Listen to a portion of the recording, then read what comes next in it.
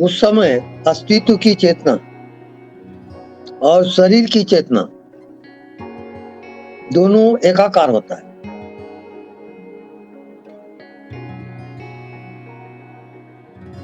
उसके बाद संपूर्ण ब्रह्मांड एक हो जाता है। जो सबसे प्रबल भाव रहता है, आत्मा उसी रूप में समाहित हो जाती है, एकाकार हो जाता है। ये पूरे ब्रह्मांड का विज्ञान है। क्या विचार शून्यता ही एकांत की परिभाषा है? नहीं, जैसे कोई बूंद सागर में गिरता है, अब उस बूंद को आप निकाल नहीं सकते, वो सागर हो गया। जी। ऐसी जीवात्मा जब परमात्मा मिलता है, अब वो वापस नहीं आएगा। वो परमात्मा में अस्तित्व में एकाकार हो गया, वो खो गया। जी स्वामी जी। अब जानने का कोई विषय वहां नहीं है।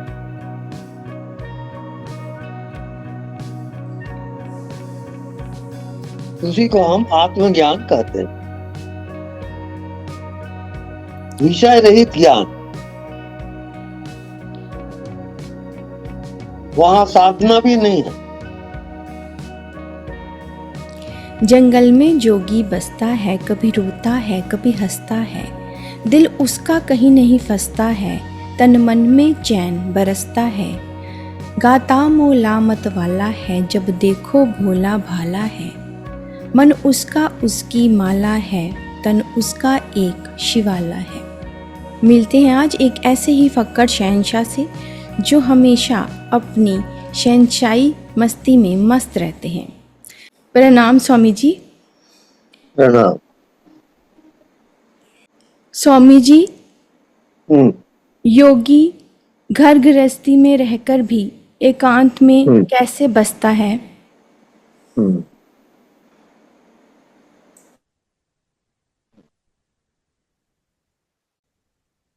जब आत्म साक्षात्कार होता है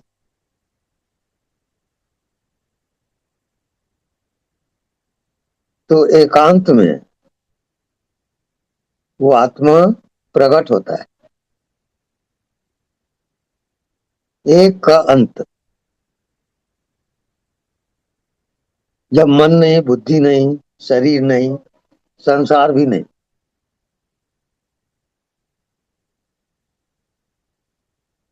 तब वो चेतना अज्ञात में फैल जाती है और पूरा ब्रह्मांड एकाकार होता है।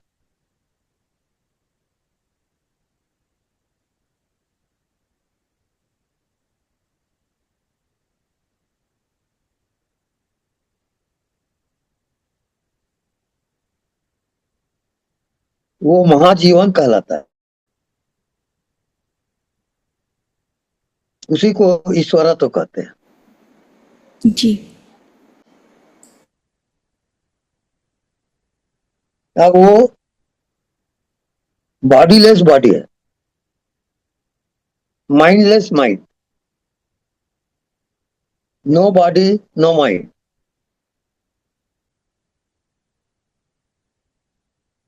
उस समय अस्तित्व की चेतना और शरीर की चेतना दोनों एकाकार होता है।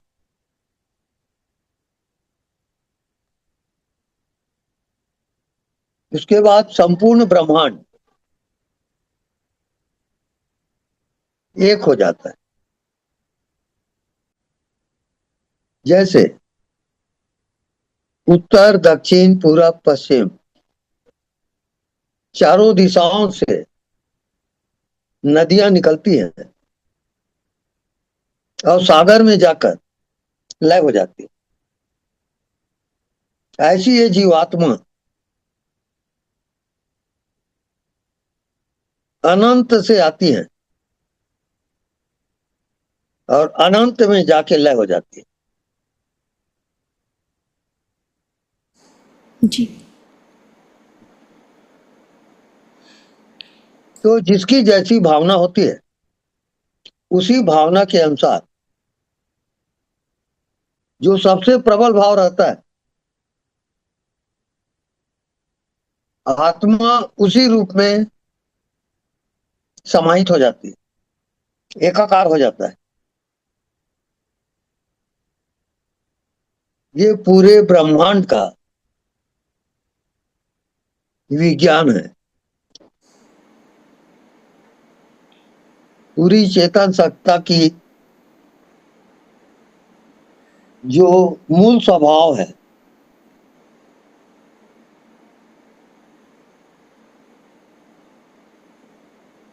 उसी का नाम ये सृष्टि है। ये सृष्टि की रचना चेतन शक्ति का प्रकटीकरण। तो जिसकी जैसी भावना होती है उसी भाव के अनुसार उसकी चेतना होती चली जाती है। जी।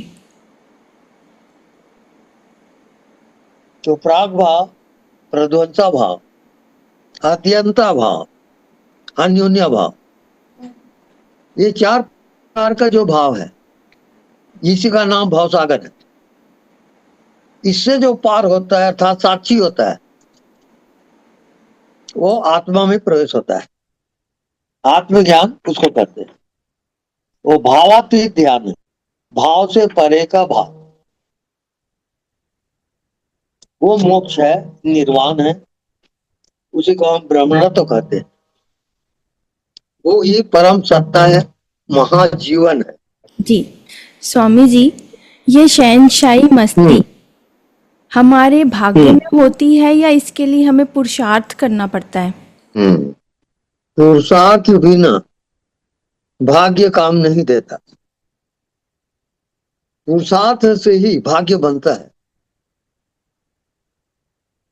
जी स्वामी जी। जी। कि एक साधारण मनुष्य की आत्मज्ञान की ये यात्रा इतनी कठिन क्यों होती है? क्योंकि आत्मज्ञान सबसे सरल है। स्वयं का होना इससे सरल क्या होगा। ये मन, ये बुद्धि, ये दुनिया बाद में पैदा होती है। जब सृष्टि नहीं थी तब भी स्वयं का होना था। तो स्वयं का होना ही सब प्रश्नों का उत्तर है।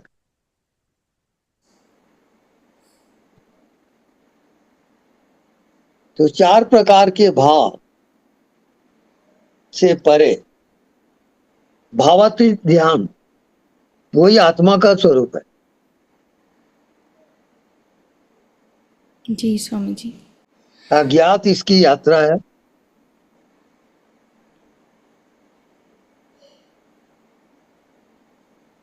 और जब तक इसकी गुरु की प्राप्ति नहीं होती अज्ञात में प्रवेश नहीं होता। जी स्वामी जी। चाहे साधन कितना भी करे,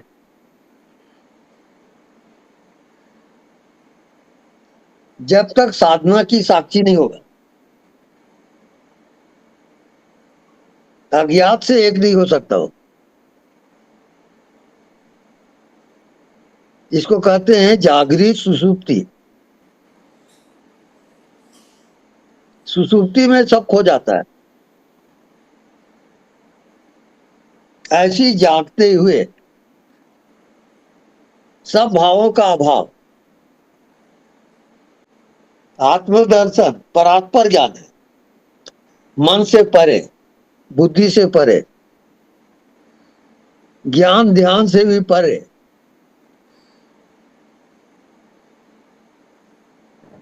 ये है जागृत सुषुप्ति।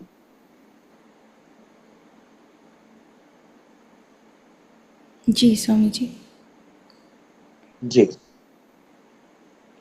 स्वामी जी, एक योगी के पास दूर दूर से लोग आते हैं दिव्य ज्ञान पाने के लिए, हम्म तो ऐसी क्या अट्रैक्शन हम्म होती है एक योगी में?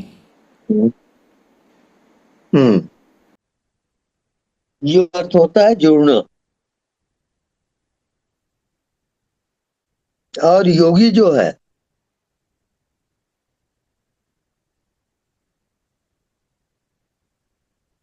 पूरा जो ब्रह्मांड है, अस्तित्व है, उसमें एकाकार हो जाता है।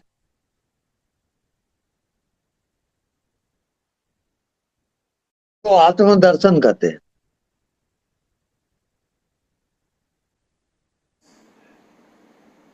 जी। और पूरी चेतना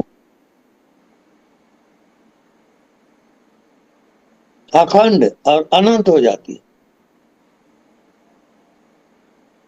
जैसे कोई बूंद सागर में गिरता है,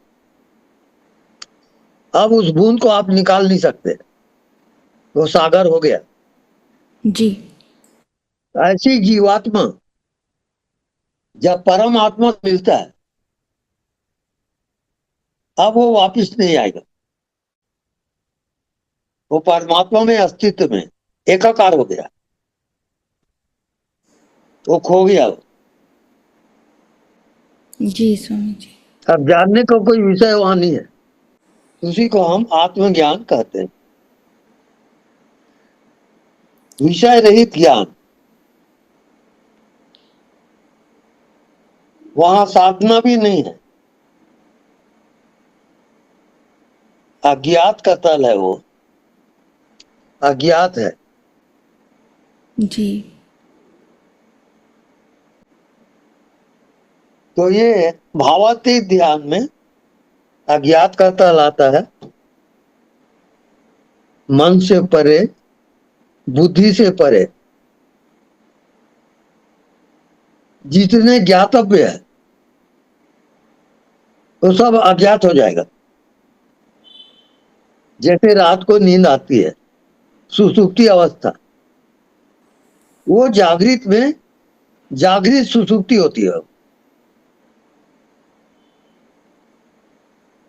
वहां पर माया खत्म हो जाती है, और जो आत्मा है अज्ञात, वो प्रकट हो जाता है। वो कैसे? जैसे हवा है, तो हवा किसी कमरे का नहीं है वो। हम कमरे को देखकर कह रहे हैं हवा है। हम शरीर को देख के जी रहे हैं और शरीर को जिंदगी समझ रहे हैं।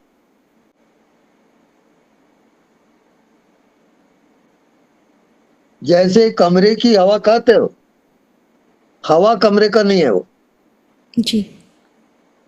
हवा केवल हवा है, उसका कोई बाउंड्री नहीं है। ऐसी आत्मा की कोई बाउंड्री नहीं होती। आत्मा कोई शरीर का नहीं होता, वो अनंत है। जी। उसको ईश्वरत्व कहा जाता है। स्वामी जी, योगी जब एकांत में बसता है तो क्या वो हम्म, समाज और संसार के कर्तव्यों से भागता है या उन कर्तव्यों का पालन नहीं, करता है? उसका कोर्स पूरा हो जाता है। ये जो संसार में जीना है, शरीर में जीना है, वो कोर्स है, एक क्लास है। उसको पार कर गया वो, तो आत्मा में प्रवेश हो जाता है। और आत्मा का कोई कोर्स नहीं होता, तो अस्तित्व हो जाता है। जी। जैसे हर नदियां बहते बहते सागर में लय हो जाती है,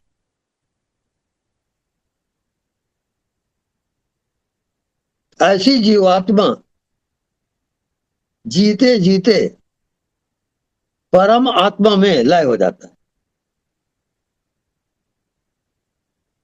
वो अव्याख्या है, उसकी व्याख्या अब नहीं होगी, मन बुद्धि के समझ के बाहर है। वो हर साधना से परे हो गया। न कोई साधना, न कोई भाव, भावातीत है वो। बाहर और भीतर, ज्ञात और अज्ञात दोनों में संतुलित रहेगा वो। असंतुलन आ गया तो आत्मा में प्रवेश हो जाता है। संतुलन पूरा हो गया। जैसे नींद आती है, नींद की अवस्था विश्राम की अवस्था है, जी वही जागृत में आ जाता है। इसको कहते हैं जागृत सुसुप्ति। जागते हुए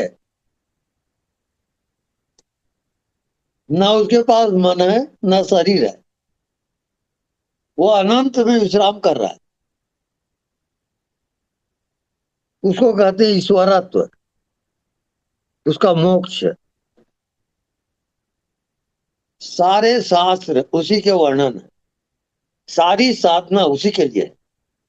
संतुलन, न कम न ज्यादा, न जन्म न मृत्यु, संतुलन, ये महायोग कहलाता है। जी स्वामी जी। स्वामी जी, हम्म क्या विचार शून्यता ही एकांत की परिभाषा है? नहीं,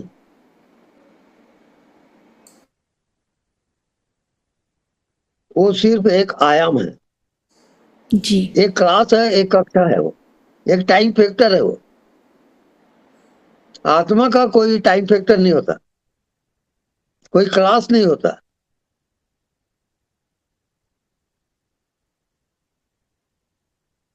अज्ञात है वो। जी स्वामी जी। इसको जागृत सुसुप्ति कहा जाता है। जी स्वामी जी, आप गुरु पूर्णिमा के अवसर पर हमारे श्रोताओं के लिए, अपने शिष्यों के लिए, साधकों के लिए कोई संदेश देना चाहते हैं? हम्म तो जैसे गुरु पूर्णिमा में जो पूर्णिमा की रात्रि होती है और चारों ओर चांद का प्रकाश फैलते चला जाता है और एक मधुरता आती है, आनंद आता है। उस आनंद में जो खो जाता है, आनंद से एकाकार डूब गया, उसका नाम गुरु पूर्णिमा है। जी यानी गुरु पूर्णिमा का अर्थ होता है पूर्ण ज्ञान।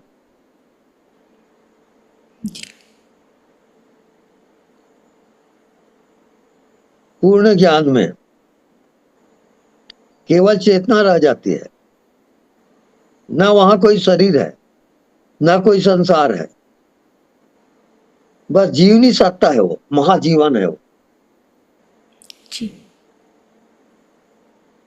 वो गुरु पूर्णिमा कहलाता है। जी अव्याख्या है वो, उसकी व्याख्या अनंत है, कोई कर नहीं सकता। जी स्वामी जी, बिल्कुल ठीक। ठीक है स्वामी जी, एंड करते हैं। ओके, हाँ जी। पास थैंक यू। जी, पास उसके पंछी आते हैं, दरियाबी गीत सुनाते हैं। स्वामी जी, हम भी वही पंछी हैं, हम आपके पास आए हैं आपका दिव्य ज्ञान लेने। आशा करते हैं कि हमारे व्यूअर्स को भी इस ज्ञान से लाभ होगा। आपका बहुत बहुत धन्यवाद। धन्यवाद। प्रणाम। प्रणाम।